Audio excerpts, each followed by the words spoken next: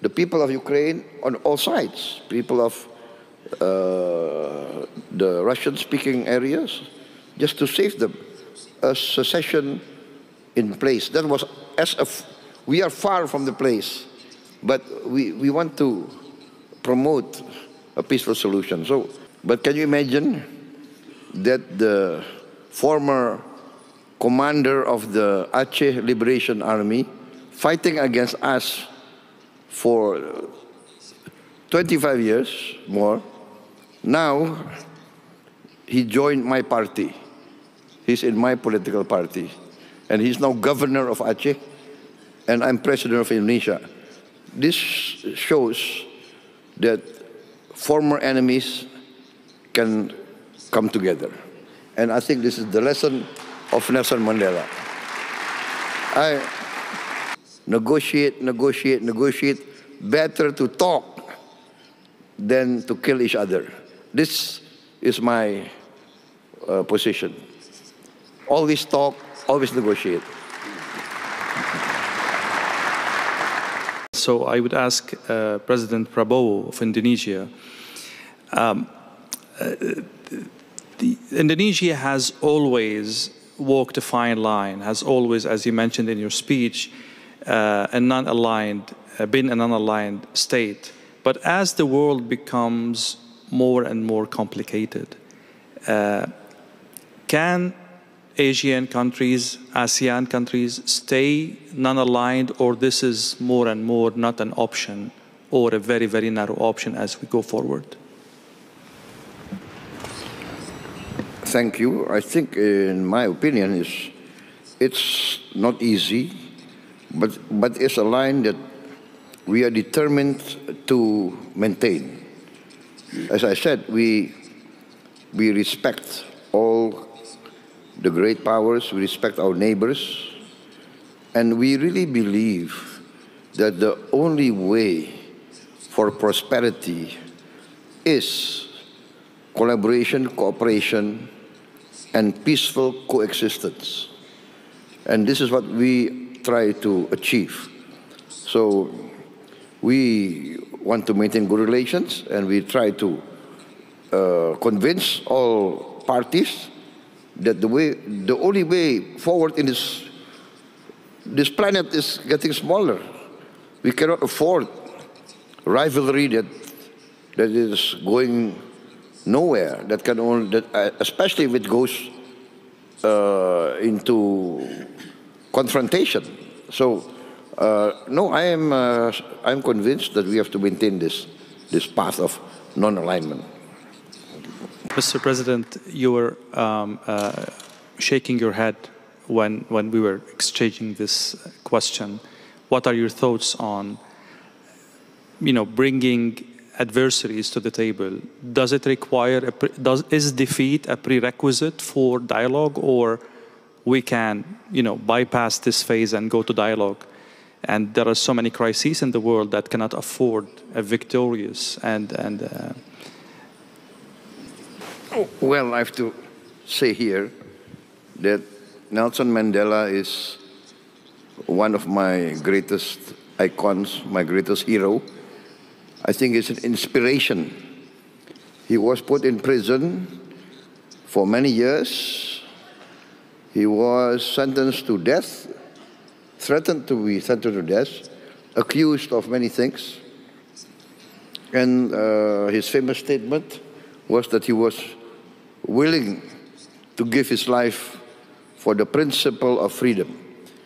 But the greatness of Nelson Mandela, when he got out of prison, he worked for reconciliation with his former enemies. So this is the greatness of Nelson Mandela, and this I try also to carry out in my domestic politics. I reconciled with many of my former opponents. For instance, we had a very long rebellion, separatist rebellion in Aceh, very long. I think more than nearly 30 years. But can you imagine that the former commander of the Aceh Liberation Army, fighting against us for 25 years more. Now, he joined my party. He's in my political party. And he's now governor of Aceh, and I'm president of Indonesia. This shows that former enemies can come together. And I think this is the lesson of Nelson Mandela. I want to say I was a former soldier. And as a former soldier, I really know the value of peace and reconciliation. As a former soldier, I always try, now, even before, I always try to negotiate. Negotiate. Better to talk than to kill each other. This is my position. Always talk, always negotiate.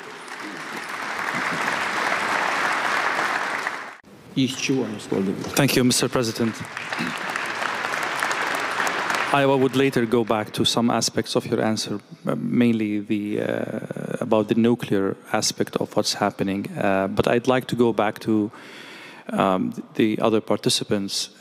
Indonesia, Bahrain, and South Africa are three countries actively deepening relationship with Russia. From what I understood, this conflict, unfortunately, and I hope I'm wrong, might go longer, might go for long. How are you planning to mitigate the fallout of this conflict in terms of secondary sanctions, in terms of political reputation in the world, in terms of pressure coming from your other allies? This is a very, very complicated situation. You don't want to be in any way, but that's reality. I will start with you, Mr. President.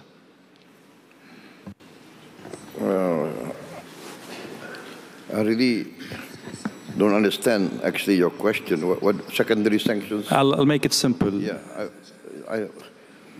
for Indonesia, we are very clear that we have always been on the line.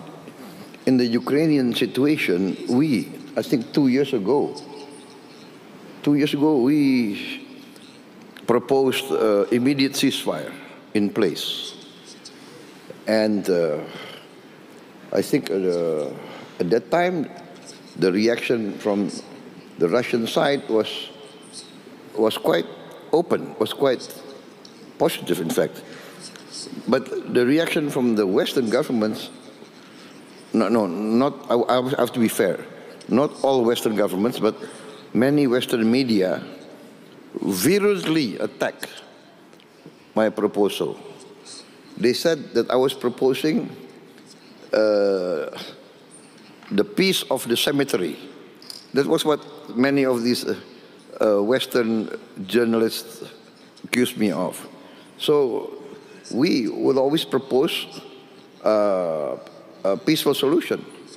And at that time, I reminded everybody that even in Korea now, North Korea and South Korea, there's a demilitarized zone supervised by the United Nations. The war in Korea is officially not yet over, but there's a peaceful condition. So that was what we proposed, like to save the people of Ukraine on all sides, people of the Russian-speaking areas, just to save them, a secession in place. That was we are far from the place, but we want to promote a peaceful solution. So I don't understand who's going to give sanctions to us. We were talking about friendship a while ago, and the friends of Russia in this panel. I will start from South Africa, and then Bahrain, and then Indonesia. And if China would love to comment on that, the floor is open. Are you surprised that a friend of Iran, of Russia, Iran, is under attack, and Russia did not step up to help that ally. This is at least one of the narratives in the media. Where is Russia in this conflict? As friends, are you surprised? Okay, my position is this, is the logical position that each country is responsible and will defend its own national interest. So, being friends is being friends, trying to cooperate, trying to help each other. But being friends does not mean that every country must give their national interest to another country's national interest. So it will be the decision of every country to defend and protect its national interest. That is my position. Mr. President, how your country is, let's say, taking advantage of the current economic situation in Russia. Like, you know, people left, businesses are left back. There are opportunities in the market now for a country like Indonesia. How are you leveraging the situation? As I mentioned that I have had good relations with Russian business entities, business groups, but mostly I have to be very frank, they were interested and they are interested in coming into Indonesia. And because I think we have a lot of sectors that are still very, let us say, at the ground level, a lot of way to grow. And so basically it's mostly Russian groups that want to come to Indonesia. But before, our groups have joint ventures with Russian groups in commodities trading, oil and gas. So, and now we open our markets for Russian agriculture products. So, I think it's not that we're going to take advantage, but we are going to look for all opportunities. Yeah. Because we have also been given a very heavy dose of tariffs from, everybody knows, right, from the American market. Yeah? So we are forced now to look for new markets, Africa, Latin America, Eurasia. We are just concluded. We are in the process of concluding a free trade agreement with the Eurasian Union. So European Union, of course. So it's a matter of, for us, it's a matter of diversity. But yes, we are confident. We have our strengths, we have our ability, and our relations also with China is very good and very strong. So it's not that we are optimistic, to say the least. Thank you.